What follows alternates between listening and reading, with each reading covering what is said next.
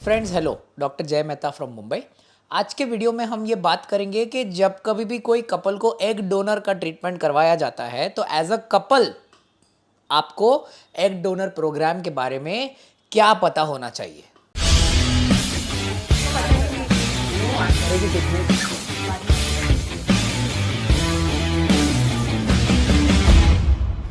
Please एक चीज़ ध्यान रखना है कि अगर कोई आपको ये बताता है कि आपकी एम्ब्रियो की क्वालिटी ख़राब थी, ओके, आपकी एम्ब्रियो क्वालिटी पुअर थी, आपको कोई ऐसा बताता है कि आपकी एग क्वालिटी पुअर थी, और अगर कोई आपको ऐसा बताता है कि आपके एम्ब्रियो नहीं बने, एम्ब्रियोज नॉट फॉर्म्ड, ओके, तो ये तीनों के तीनों कोई इंडिकेशन नहीं है, ये तीनों के तीनों are not indications for egg donor. ठीक है, ये तीनों के तीनों एग डोनर के इंडिकेशंस नहीं है।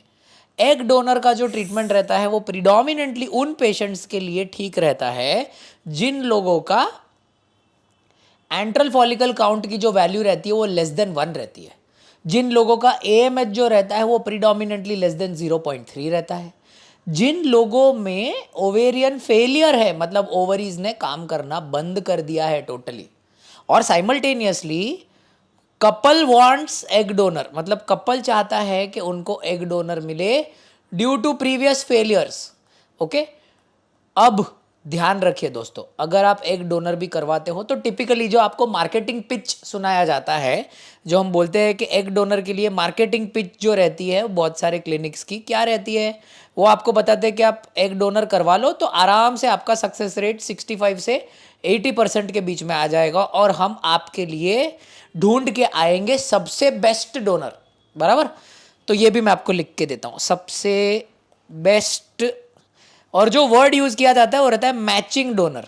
ठीक है, सबसे बेस्ट और मैचिंग डोनर आपके लिए लिया जाएगा, ये आपको दिया जाता है एक पूरा मस्त पैक करके मार्केटिंग पिच। अब आपको क्या क्या इस चीज को लेके जो ट्रूथ है, ओके, जो फैक्ट्स है वो मैं अभी आपको लिख के बताने वाला हूं जो आपको ध्यान रखने चाहिए।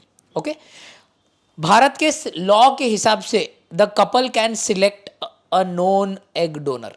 ओके, आप आपके पसंदीदा एग डोनर को सिलेक्ट कर सकते हो, और ऐसा कुछ भी नहीं है कि वो एनोनिमस होना चाहिए। एनोनिमस मतलब ऐसा नहीं है कि आपको नहीं पता होना चाहिए कि एग डोनर कौन है। आप, आपके बहन, आपके फ्रेंड, आपके रिलेटिव, एज लॉन्ग एज आप लीगल पेपर वर्क साइन करने को रेडी हो तब तक आप एग डोनर चूज कर सकते हो, उसमें कोई प्रॉब्लम नहीं है। नंबर 2, एग डोनर के पास में से मैक्सिमम 7 to 8 एग्स रिट्रीव करने हैं, तो मतलब मैक्सिमम जो आपको मिलेंगे वो 7 से 8 एग मिलेंगे। तो मतलब मान के चलिए आपके हस्बैंड के स्पर्म की वैल्यूज बहुत अच्छी है, तो भी ये 7-8 में से ज्यादातर करके जो अच्छे क्वालिटी के एम्ब्रियो रहते हैं वो 2 to 3 एम्ब्रियोज ही अच्छे बनते हैं।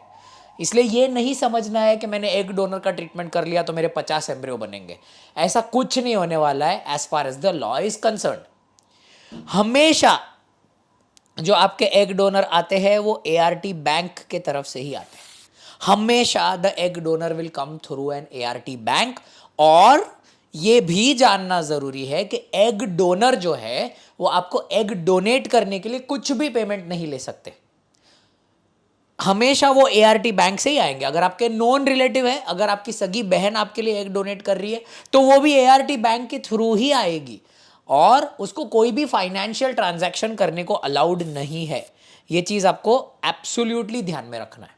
ऑलराइट, एक फॉर्म आता है M1 फॉर्म करके, एज अ कपल आप ये M1 फॉर्म की इंफॉर्मेशन आपके क्लिनिक में जहां पे भी आप करवाते हो वहां पे आप मांग सकते हो।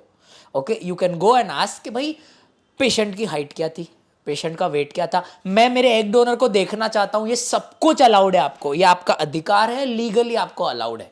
क्योंकि बहुत बार जो मार्केटिंग पिच आपको की जाती है उसमें ये सब नहीं बताया जाता, उसमें बताया ये जाता है कि आप एग डोनर करो, वो करोगे तो 80% रिजल्ट है। बेचारा patient emotionally, financially, mentally disturb रहता है, हाँ बोलता है। ध्यान रखें, बहुत बार जो मैचिंग आपको चाहिए ऐसा ही मैचिंग किया जाएगा, ऐसा कुछ भी चीज नहीं है। तो ये सब सावधान रहकर आपको ये ट्रीटमेंट करनी है।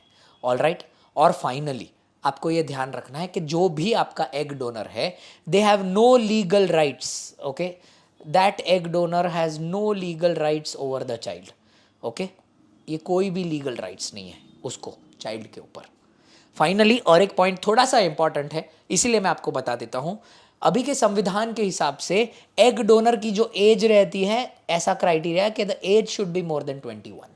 ठीक है, इसके ऊपर कोई क्राइटेरिया नहीं है, मतलब ऐसा क्राइटेरिया नहीं है कि एज 21 से ज़्यादा हो पर शादी हो जानी होनी मांगती है, पहले बच्चा होना मांगता है, ऐसा कोई क्राइटेरिया नहीं है। ठीक है, तो ये आपको ध्यान रखना है। और फाइनली जो मैंने लिखा नहीं है कि one donor can donate only once in her life time, ये अभी धीरे धीरे भारत में आधार लिंक्ड हो जाएगा, तो उसमें भी जो अभी के लिए जो मैल प्रैक्टिसेस होती है वो धीरे धीरे करके बंद हो जाएगी।